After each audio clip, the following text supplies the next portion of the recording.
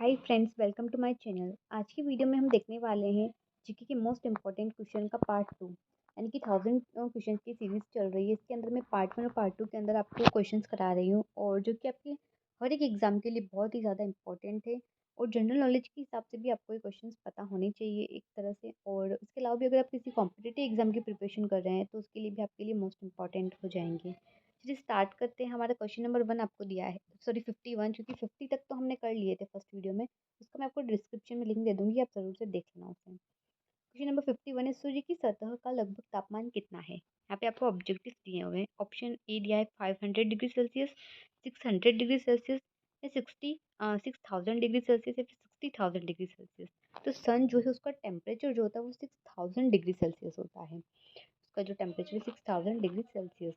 Question number 52 दिया है, savanna घास के मैदान किस महाद्वीप में है? तो जो एशिया ऑप्शंस दिए हुए हैं, एशिया महाद्वीप, अफ्रीका महाद्वीप, यूरोप महाद्वीप, या फिर ऑस्ट्रेलिया महाद्वीप। तो जो सवाना घास के मैदान है वो अफ्रीका महाद्वीप में पाए जाते हैं। ये ऑप्शन आपका 2 करेक्ट हो जाएगा। क्वेश्चन नंबर 53 दिया है कि संविधान संशोधन द्वारा पंचायती राज व्यवस्था लागू की गई थी। ऑप्शन ए 71वां संविधान संशोधन, या फिर 72, 73वां, या फिर 74वां।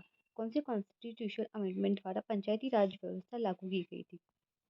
तो ये की गई थी 73 और संविधान संशोधन, यानी कि जो 73 संविधान संशोधन था उसके द्वारा की गई थी। क्वेश्चन नंबर 54, यदि भारत का राष्ट्रपति इस्तीफा देना चाहे तो वह अपना इस्तीफा किसको सौंपेगा?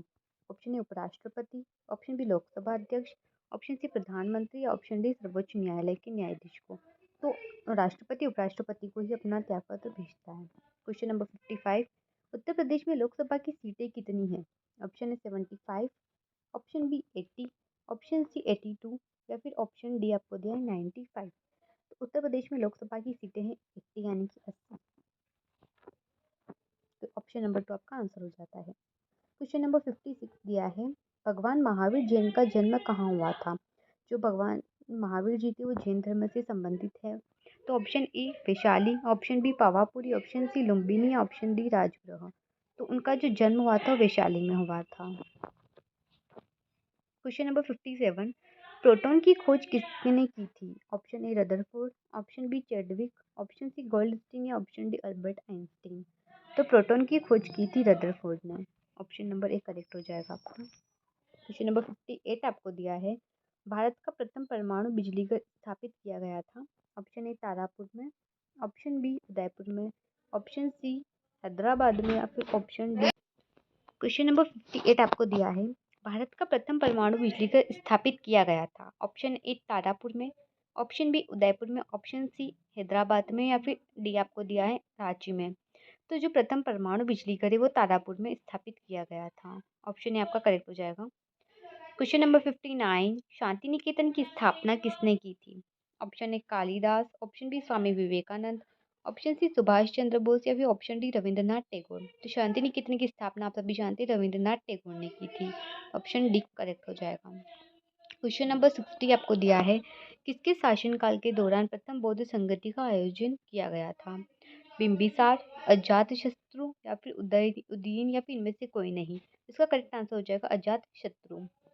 क्वेश्चन नंबर 61 दिया है, गौतम बुद्ध द्वारा देह त्याग की घटना को बौद्ध धर्म में क्या कहा गया है? Option A mahaparinirvana, option B nirvana, या फिर ऑप्शन सी महाविनिष्क्रमण, या फिर ऑप्शन डी मुक्ति।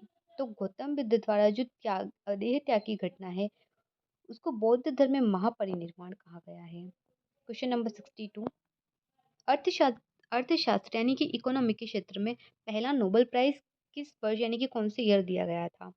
ऑप्शन ए 1945, 1965, 1969, या 1982। तो पहला जो इकोनॉमी का नोबेल प्राइज था वो 1969 में दिया गया था। क्वेश्चन नंबर 63, भारतीय संविधान में वर्णित मौलिक कर्तव्य किस देश के संविधान से लिए गए हैं? ऑप्शन ए आपको दिया है रूस, ऑप्शन बी संयुक्त राज्य अमेरिका यानी कि UAE, option C France, option D Italy. तो इसका आंसर हो जाएगा ऑप्शन नंबर बी संयुक्त राज्य अमेरिका। क्वेश्चन नंबर 64 दिया है, सिकंदर ने भारत पर कब आक्रमण किया था? ऑप्शन ए 326 ईस्वी पूर्व, या 300 ईस्वी पूर्व, या फिर 483 ईस्वी पूर्व या फिर 563 ईस्वी पूर्व। तो सिकंदर ने भारत पर आक्रमण किया था 326 ईस्वी पूर्व। क्लियर। क्वेश्चन नंबर 65 दिया है, संविधान की किस धारा के अंतर्गत राज्यपाल किसी राज्य में राष्ट्रपति शासन लगाने की सिफारिश करता है। तो धारा आपको दी है यहाँ पे 333, 356, 341 या धारा 22।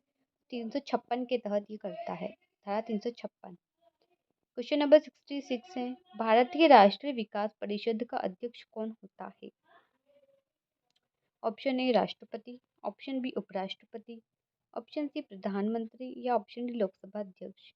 तो जो राष्ट्रीय विकास परिषद है उसका अध्यक्ष होता है प्रधानमंत्री यानी कि PM, prime minister. Question number 67 दिया है, समुद्री जल में लवण की औसत मात्रा होती है। Option A 3%, option B 3.5%, option C 4% या ऑप्शन डी 4.5%। तो इसका आंसर हो जाएगा आपका ऑप्शन बी 3.5%। क्वेश्चन नंबर 68 दिया है, भारत का सबसे लंबा राष्ट्रीय राजमार्ग कौन सा है। Option A national highway 7, option B national highway 22, option C national highway 1 या ऑप्शन डी नेशनल हाईवे 32। तो सबसे जो लंबा राष्ट्रीय उद्यान है हमारा नेशनल हाईवे 7 है। क्वेश्चन नंबर 69, 1912 में अल हिलाल नामक समाचार पत्र की शुरुआत किसने किया था। मतलब इस जो समाचार पत्र की शुरुआत है वो किसने की थी इनमें से। ऑप्शन ए आपको दिया है Maulana Abul Kalam Azad, option B Bhagat Singh, option C Lala Lajpat Rai या ऑप्शन डी महात्मा गांधी। तो मौलाना अबुल कलाम आजाद ने की थी, ऑप्शन ए। क्वेश्चन नंबर 70 आपको दिया है, विश्व व्यापार संगठन का मुख्यालय स्थित है। जो WTO है हमारी वर्ल्ड ट्रेड ऑर्गेनाइजेशन, उसका हेडक्वार्टर कहाँ पर है। Option A New York, option B Abu Dhabi, option C Geneva, option D Nai Delhi. तो इसका संगठन का हेडक्वार्टर है जिनेवा स्विट्जरलैंड में। ठीक है, क्लियर। ये option third. Question number 71, Bharat का राष्ट्रीय गान पहली बार कब गाया गया है। कब गाया गया। ऑप्शन ए 1905, 1908, 1911 या 1947। पहली बार गाया गया था 1911 के अंदर। क्वेश्चन नंबर 72 आपका दिया है, संगमरमर किसका परिवर्तित रूप है।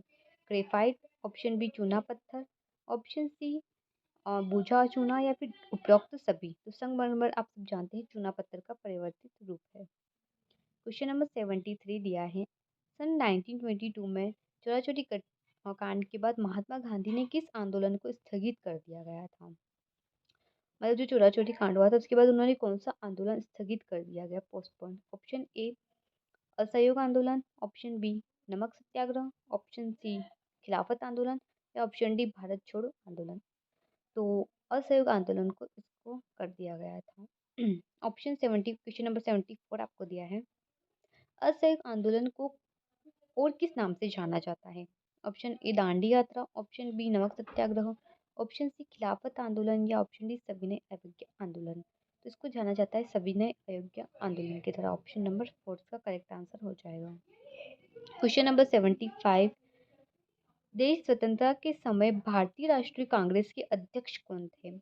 Option A JB Kripalani, JB Nadda, Mahatma Gandhi या जवाहरलाल नेहरू।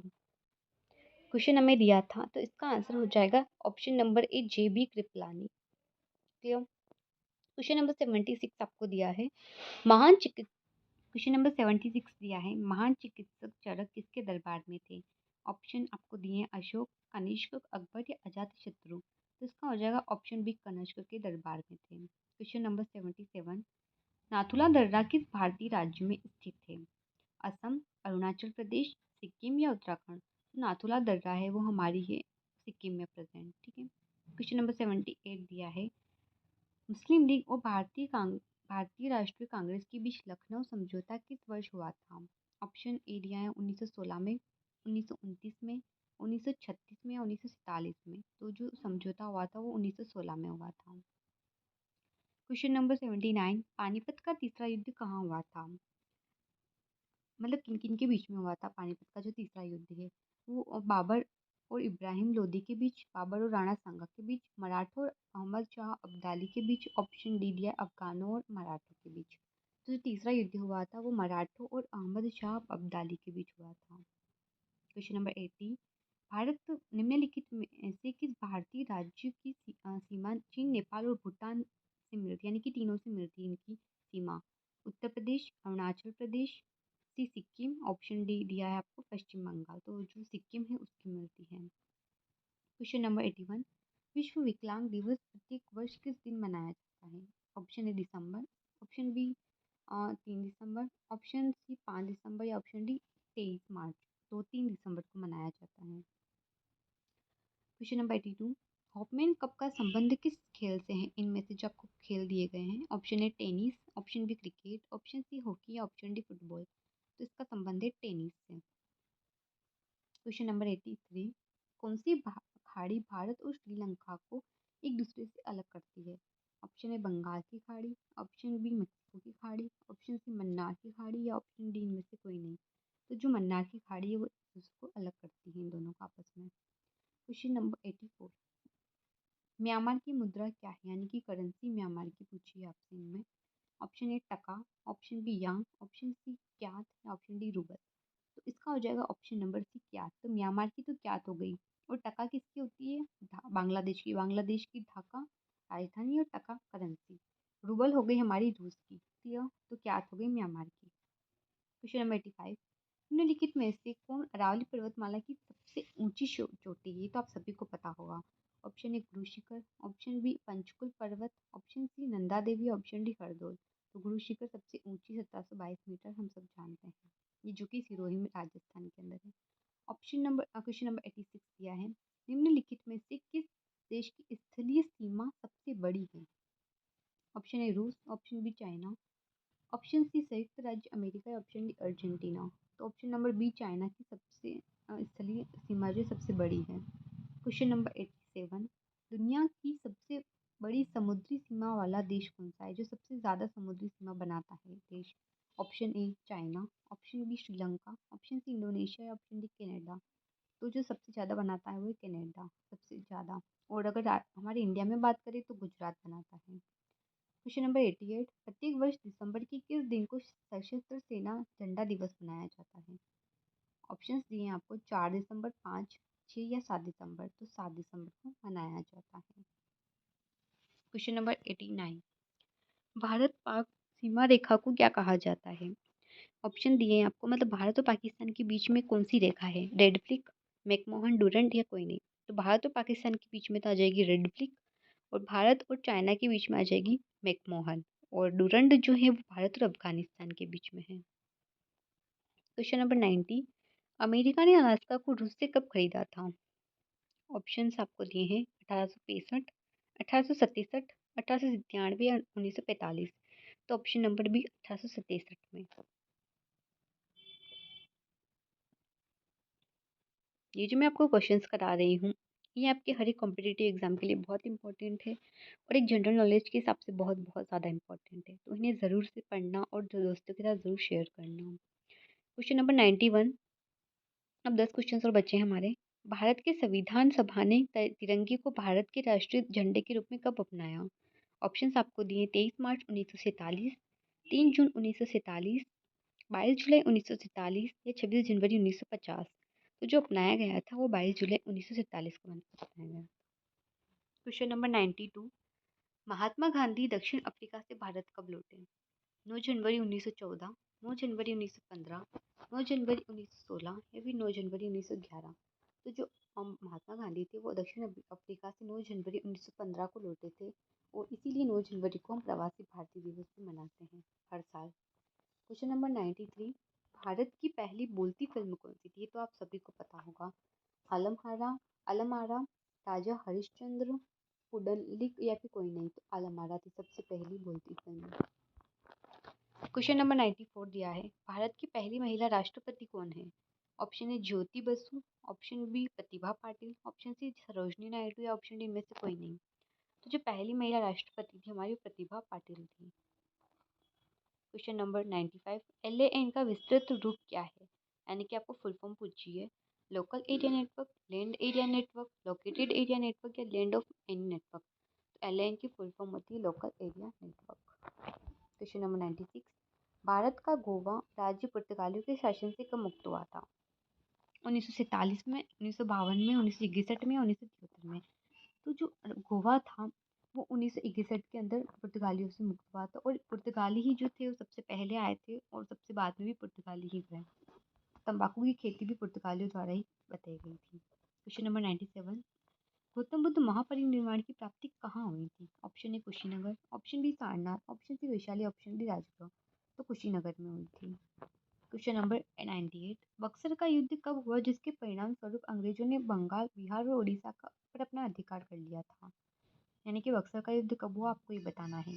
1757 में, 1764 में, 1793 में या फिर 1873 में। तो 1764 में हुआ था बक्सर का युद्ध। क्वेश्चन नंबर 99, राष्ट्रीय वायुसेना दिवस कब मनाया जाता है? यानी कि एयरफोर्स डे। क्वेश्चन नंबर आपको ऑप्शंस दिए हैं 15 जनवरी, 26 जनवरी, 15 अगस्त या फिर 8 अक्टूबर। तो आपको मनाया जाता है ये 8 अक्टूबर को। क्वेश्चन नंबर 100, दिल्ली स्थित जामा मस्जिद का निर्माण किस मुगल बादशाह ने कराया था? Option A Akbar, option B Jahangir, option C Shah Jahan, option D Aurangzeb. तो दिल्ली में स्थित जो जामा मस्जिद है उसका निर्माण कराया था शाहजहां ने। तो ये हमारे कुछ क्वेश्चंस थे। Hi friends, welcome to my channel. आज की वीडियो में हम साइंस के मोस्ट इम्पॉर्टेंट क्वेश्चंस देखने वाले हैं जो आपकी किसी भी एग्जाम में बहुत इंपॉर्टेंट रहेंगे। अगर आप किसी भी गवर्नमेंट एग्जाम्स की तैयारी कर रहे हैं या फिर आपके जनरल नॉलेज के हिसाब से आपको आना चाहिए क्वेश्चंस। तो चलिए स्टार्ट करते हैं क्वेश्चन नंबर 1 से। और मैं अपने चैनल पर रीजनिंग और मैथ्स भी पढ़ाती हूँ, तो अगर आप चाहें तो वो वीडियोज़ भी देख सकते हैं। ठीक है, क्वेश्चन नंबर 1 आपको दिया है, पक्षियों के अध्ययन के विज्ञान को क्या कहा जाता है? यानी कि जो पक्षियों का अध्ययन स्टडी की जाती है उसको ऑरिनथोलॉजी कहते हैं। क्या कहेंगे हम? ऑरिनथोलॉजी। क्लियर? क्वेश्चन नंबर सेकंड आपको दिया है, हृदय और उसकी बीमारियों के अध्ययन को क्या कहा जाता है? यानी कि हार्ट से रिलेटेड जितनी भी डिजीजेस होती है उसकी जो स्टडी की जाती है उसको हम कहेंगे कार्डियोलॉजी। यहाँ पे आपको दे रखा है इसका आंसर कार्डियोलॉजी। अब कार्डियोलॉजी इसलिए क्योंकि हम सब जानते हैं कि हार्ट को हम क्या कहते हैं, हार्ट का जो कहीं ना कहीं रिलेशन होता है वो कार्डियो से रिलेटेड होता है। तो कार्डियो का मतलब हो गया हार्ट और लॉजी का मतलब हो गया अध्ययन यानी कि स्टडी, तो इससे कार्डियोलॉजी पूरा बन गया। क्लियर? क्वेश्चन नंबर थर्ड आपको दिया है, फार्कोलॉजी में किसका अध्ययन किया जाता है? फार्कोलॉजी में किसका अध्ययन किया जाता है? आपको आंसर दिया है यहाँ पे शेवाल का। क्वेश्चन नंबर फोर, मधुमक्खी पालन करने को क्या कहते हैं? जो मधुमक्खी पालन होता है उसको कहा जाता है एपीकल्चर।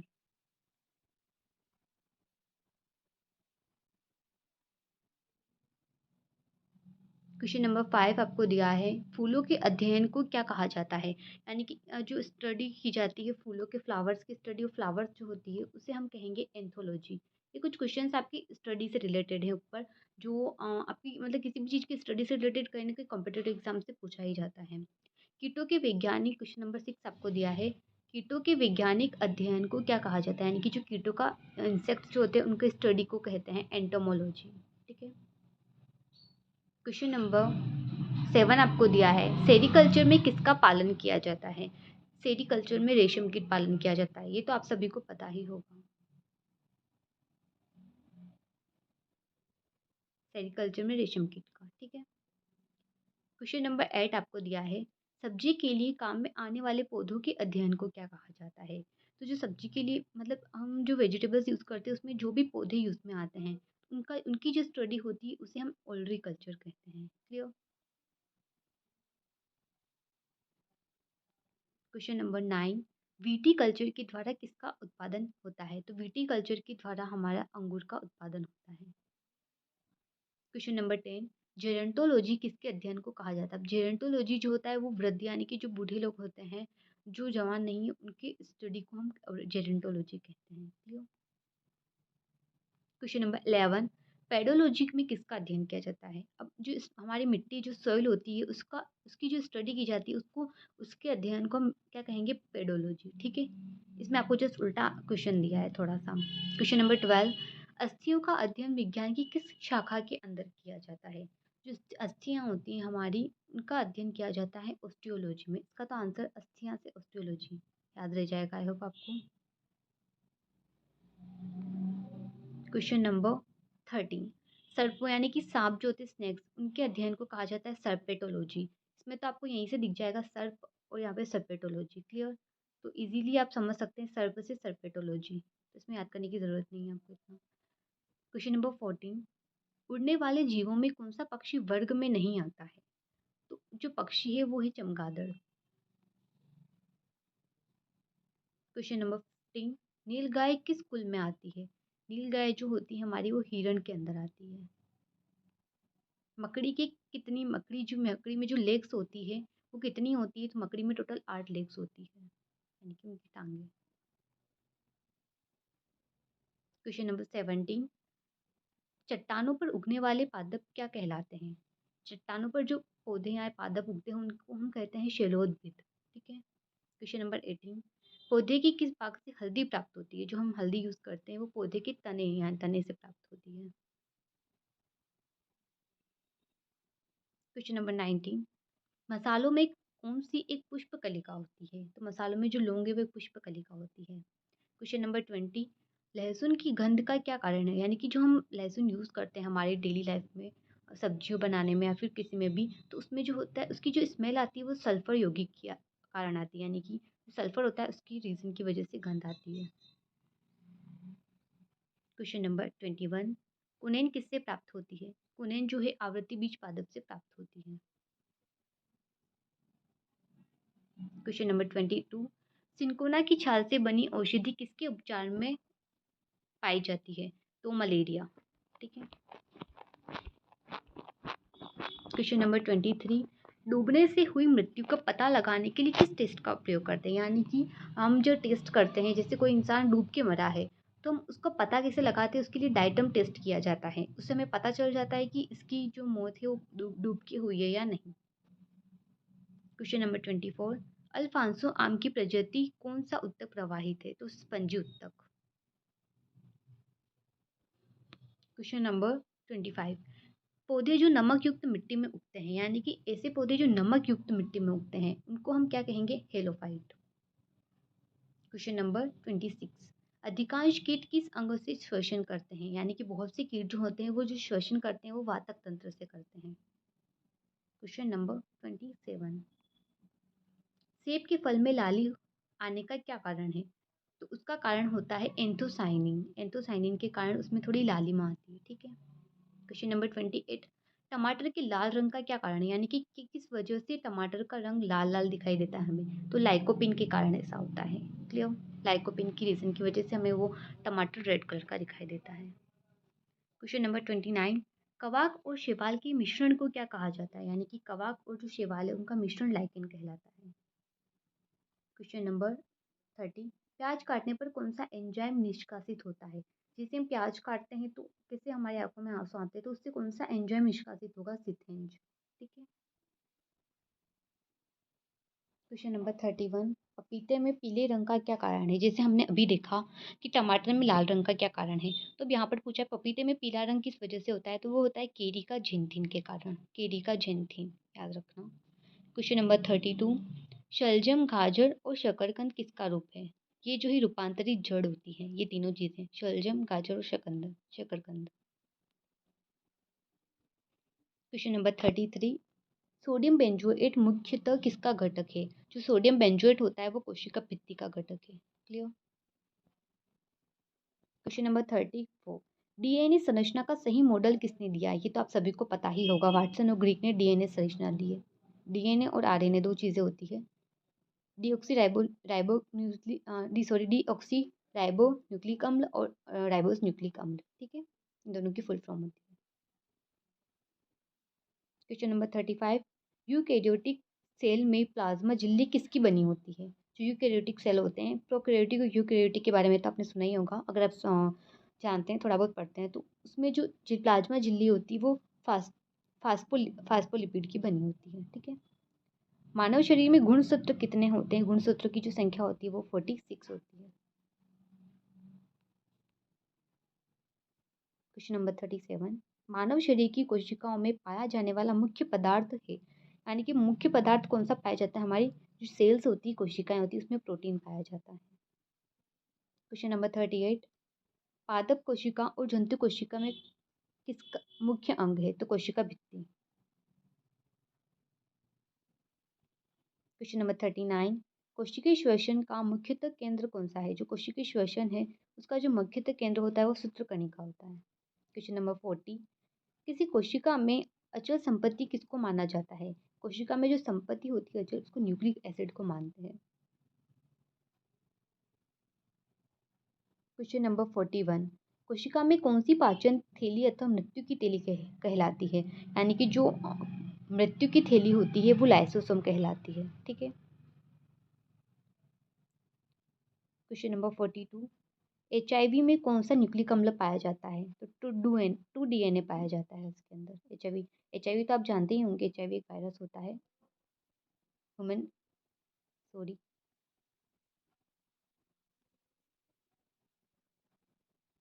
क्वेश्चन नंबर 43, किन मूल इकाइयों से मानव शरीर के अतिरिक्त अंग तैयार होते हैं? तो स्टेम कोशिकाओं के कारण अतिरिक्त जो अंग होते हैं वो तैयार होते हैं, स्टेम कोशिकाएं। क्वेश्चन नंबर 44, मानव शरीर की सबसे बड़ी कोशिका, ये तो आप सभी को पता होगा, सबसे बड़ी कोशिका तंत्रिका कोशिका है। क्वेश्चन नंबर 45, पशुओं के हीमोग्लोबिन की तरह पौधों में क्या पाया जाता है? जैसे पशुओं में जो मतलब जैसे हमारे शरीर में हीमोग्लोबिन पाया जाता है, तो पशुओं में हीमोग्लोबिन की तरह ही क्या पाया जाता है पौधों में? मतलब पशुओं की हीमोग्लोबिन की तरह पौधों में क्या पाया जाता है, सॉरी। तो पशुओं में जो हीमोग्लोबिन होता है उसकी तरह पौधों पौधों के अंदर होता है क्लोरोफिल। इसी से प्रकाश संश्लेषण की क्रिया होती है, आप जानते होंगे। जो भी प्रकाश संश्लेषण होती है इसमें क्लोरोफिल का भी होता है यूज। क्वेश्चन नंबर 46, डीएनए में थायमिडाइन द्विविभाजित संरचना किसके कारण है? तो यूवी रेज जो होती है उनके कारण क्या होता है? डीएनए में थायमिन विभाजन संरचना होती है। क्वेश्चन नंबर 47, नाभिक के अलावा कोशिका की किस कोशिकांग में डीएनए होता है? यानी कि नाभिक जो होता है उसके अलावा कोशिका के किस भाग में डीएनए होता है? किस कोशिकांग में? तो माइटोकॉन्ड्रिया में होता है। माइटोकॉन्ड्रिया तो आप जानते ही हैं इसको। क्वेश्चन नंबर 48, प्लाज्मा झिल्ली किसकी बनी होती है? तो प्लाज्मा झिल्ली बनी होती है प्रोटीन और लिपिड की। क्वेश्चन नंबर 49, मानव शरीर के किस अंग में लसिका कोशिकाएं बनती है? लसिका कोशिकाएं जो बनती है वो तिल्ली या प्लीहा में बनती है, जिसे इंग्लिश में प्लीहा कहते हैं। क्वेश्चन नंबर 50, हमारे तंत्र में एटीपी गुणसूत्रों को उत्पन्न करने वाला चक्र क्या कहलाता है? तो उस चक्र को कहते हैं हम क्रेब्स चक्र। एटीपी जो अणु होते हैं उनके लिए। क्वेश्चन नंबर 51, आनुवंशिक यूनिट अर्थात जीन किस में होते हैं? जो आनुवंशिक यूनिट या फिर जीन जो होते हैं वो गुणसूत्रों में होते हैं। क्वेश्चन नंबर 52,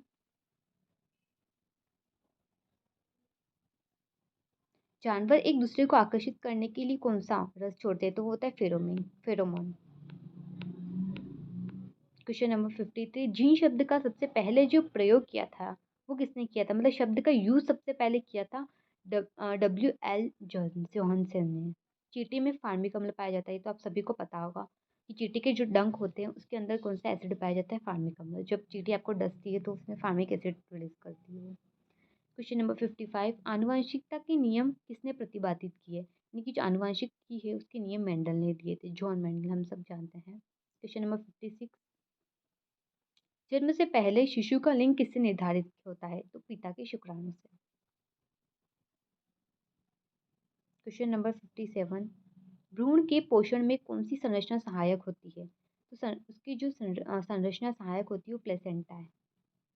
क्वेश्चन नंबर 58, पुष्प का कौन सा भाग परागण पैदा करता है? यानी कि जो पुष्प में पाए जाते हैं ना पर परागण स्व परागण, तो उसमें कौन सा भाग जो है परागण पैदा करता है? वो परागकोश होता है। क्वेश्चन नंबर 59, परागकण के दौरान परागकणों को ग्रहण करने वाला पुष्प भाग क्या कहलाता है? तो वो जो भाग होता है वो हग बिंदु कहलाता है।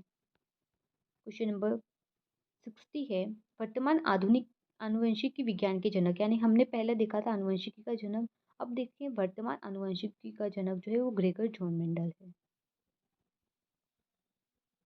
क्वेश्चन नंबर 61, हमारे शरीर में आनुवंशिक की इकाइयों को क्या कहते हैं? तो आनुवंशिकता की जो इकाइयां उन्हें जीन कहते हैं।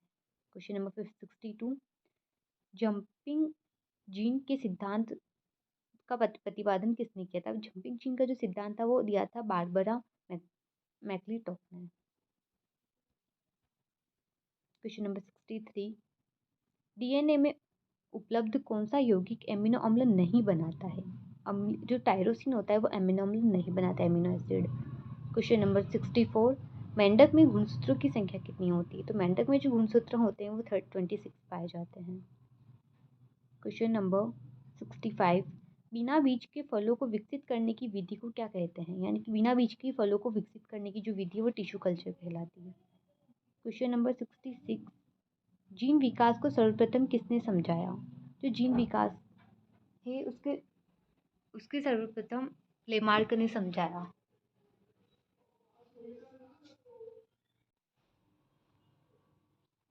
क्वेश्चन नंबर 66 आपको दिया है, जीन विकास को सर्वप्रथम किसने समझाया? तो लेमार्क ने। क्वेश्चन नंबर 67, विकास के उत्परिवर्तन सिद्धांत किसने प्रतिपादित किया था? तो वो किया था हुगो डी ब्रिज ने। क्वेश्चन नंबर 68, लिटमस किससे प्राप्त किया जाता है? जो आप लिटमस देखते हैं, लाल लिटमस, नीला लिटमस, वो कहाँ से प्राप्त होते हैं आखिर? तो वो लाइकेन से प्राप्त होते हैं। क्वेश्चन नंबर 69, बैक्टीरिया की खोज सबसे पहले किसने करी? तो बैक्टीरिया की जो खोज है वो ल्यू वैन हॉक ने की थी। क्वेश्चन नंबर 70, विषाणु में क्या पाया जाता है? विषाणु में पाया जाता है nucleic acid and protein. Question number 71, प्रतिजैविक पेनिसिलिन किससे प्राप्त होती है? तो जो पेनिसिलिन है वो कवक से प्राप्त होती है। क्वेश्चन नंबर 72, सर्वप्रथम ऑक्सीजन का निष्कासन किस जीव ने किया था? ऑक्सीजन का जो निष्कासन किया था वो साइनोबैक्टीरिया ने किया था। क्वेश्चन नंबर 73, जीवाणुओं को नष्ट करने के लिए किस गैस का प्रयोग किया जाता है? यानी कि जो बैक्टीरिया होते हैं उनको खत्म करने के लिए क्लोरीन का यूज किया जाता है, जिसे Cl लिखते हैं हम, क्लोरीन। क्वेश्चन नंबर 74, आधुनिक मनुष्य के पूर्वज कौन थे? जो हमारे पूर्वज थे वो क्रोमैग्नोन मानुष थे। क्वेश्चन नंबर 75, राइजोबिया सूक्ष्म जीव किसका यौगीकरण करते हैं? तो वो नाइट्रोजन का यौगीकरण करते हैं। 76 क्वेश्चन नंबर, सबसे तेजी से बढ़ने वाला पौधा कौन सा है? तो जो सबसे फास्टेस्ट पौधा है वो यूकेलिप्टस।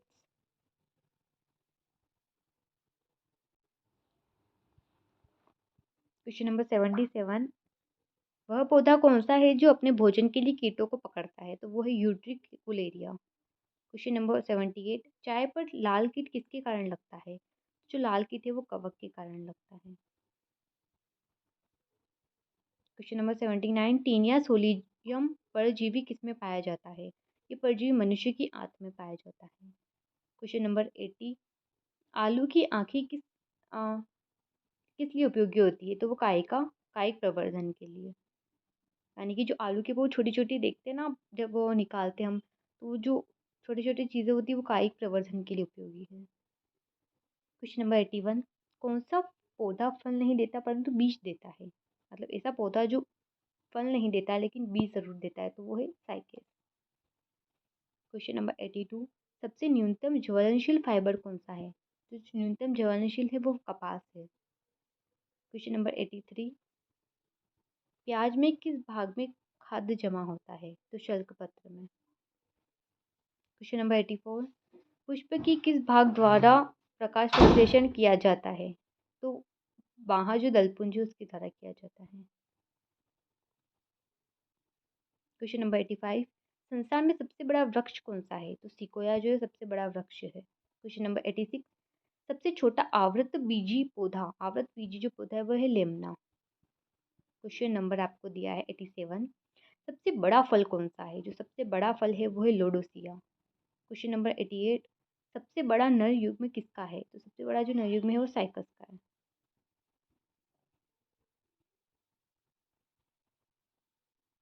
क्वेश्चन नंबर 89, किस पौधे के फलों को भूमि के नीचे पाया जाता है? यानी कि फलों के भूमि के नीचे मूंगफली पाई जाती है, मतलब। क्वेश्चन नंबर 90, पादप जगत का सर्प किसे कहा जाता है? टेरिडोफाइट्स को कहा जाता है। क्वेश्चन नंबर 91, पादप जगत का जोकर किसे कहा जाता है? माइकोप्लाज्मा को कहा जाता है। क्वेश्चन नंबर 92, संयुक्त पर्ण वाला पौधा कौन सा है? नारियल है। क्वेश्चन नंबर 93, कौन सा लवण मानव हड्डियों में सर्वाधिक पाया जाता है? माने मतलब हमारी जो हड्डियाँ होती हैं उनमें कैल्शियम सल्फेट सबसे ज़्यादा पाया जाता है। क्वेश्चन नंबर 94, पौधे में पानी का संवहन कौन-सा ऊतक करता है? यानी कि पौधे में जो पानी हो जाता है वो जाइलम हो जाता है। जाइलम और फ्लोएम का नाम तो आपने सुना ही होगा। तो जो पानी का संवहन, पानी को पहुँचाने का काम जाइलम ऊतक करता है। क्वेश्चन नंबर 95, पौधे के किस भाग को कैंसर के रूप में इस्तेमाल करते हैं? सॉरी, केसर, केसर के रूप में। तो वर्तिका और वर्तिका अग्र को यूज़ करते हैं। प्रकाश संश्लेषण के समय निकलने वाली गैस का क्या नाम है? जो प्रकाश संश्लेषण होता है तब ऑक्सीजन गैस निकलती है। क्वेश्चन नंबर 97, प्रकाश संश्लेषण की दर किस रंग के प्रकाश में सर्वाधिक होती है? यानी कि जो प्रकाश संश्लेषण की दर है सबसे ज़्यादा जो होती है वो लाल प्रकाश में पाई जाती है। क्वेश्चन नंबर 98, प्रकाश संश्लेषण की क्रिया में कौन सा वर्णक पिगमेंट का कार्य करता है? तो जो क्लोरोफिल है वो पिगमेंट का कार्य करता है। कौन सा तत्व पौधों में पानी और कैल्शियम के अवशोषण को बढ़ाता है? जो बोरोन होता है, बी, जिसे हम डिनोट करते हैं बी से। तो ये जो बोरोन होता है ये क्या करता है, तो पौधों में पानी और कैल्शियम के जो अवशोषण है उसको बढ़ाता है। Question number 100 and last question हमारा, श्वसन किस प्रकार की क्रिया है? तो श्वसन है वो अपचयी प्रक्रिया है। ये हमारे टॉप 100 क्वेश्चन हमने किए हैं आज की वीडियो में, और आई होप आपको ये वीडियो बहुत पसंद आया होगा। हमने बहुत इंपॉर्टेंट क्वेश्चंस किए हैं और ये ल्यूसेंट की बुक से ही मैं लेकर आई हूँ। तो आई होप आपको हमारा ये वीडियो अच्छा लगा होगा। अगर अच्छा लगा है तो इसे लाइक करना ना भूलें, शेयर ज़रूर करना फ्रेंड्स के साथ ग्रुप में, और चैनल पर नए हैं तो इसे सब्सक्राइब करना ना भूलें। हमारे चैनल पर रीजनिंग और मैथ्स की वीडियोस भी कंटिन्यू आती रहती हैं, तो आप वहाँ जाके रीजनिंग और मैथ्स पढ़ सकते हैं इजीली।